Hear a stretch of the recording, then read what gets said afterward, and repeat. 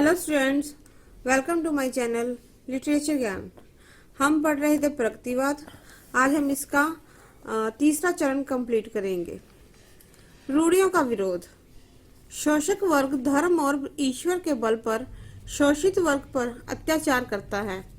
इसलिए प्रगतिवादी कवि की धर्म और ईश्वर में आस्था ही नहीं है।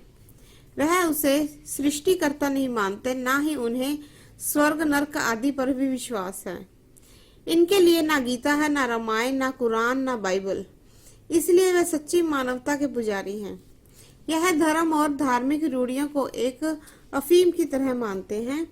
अतः वह धर्म, अंधविश्वास, मिथ्या परंपराओं और रूढ़ियों पर तीव्र प्रहार करते हैं। नियम और उपनियमों के ये बंधन टूक टूक हो जाएं। यथार्थवाद। प्रगतिवादी कवि छायावादी कवियों की तरह कल्पना लोक में नहीं भटक रहा, बल्कि उनकी आंखों ने समाज की वास्तविकता को देखा है। उसे आदर्शों से सख्त घृणा है। इसलिए वह कहता है कि हमें परलोक नहीं, इस लोक को सुधारना है। कवि को केवल अप्सराओं के नूपुर की झंकार में तन्मय न होकर दीन दुखियों की कष्ट कथा सुनने के लिए तत्पर होना चाहिए।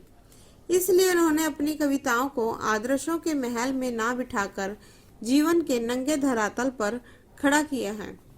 इन कवियों की दृष्टि में काव्य नंदनवन का कल्पतरु नहीं, बल्कि इस धारा का ही आम्र वृक्ष है, जो सर्दियों में मुरझा जाता है तथा बसंत ऋतु में विकसित होता है। जब करोड़ों व्यक्ति नालियों के कीड़े के समान कुलबुलाती जिंदगी बिता रहे हो, उस समय प्रेम और सौंदर्य के गीत गाना पशुता है। जीवन के यथार्थ को देखकर दिनकर की आत्मा पुकार उठती है।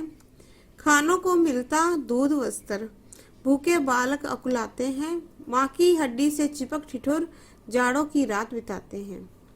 कला पक्ष।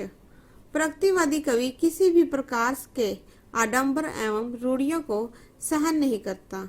अतः भाषा में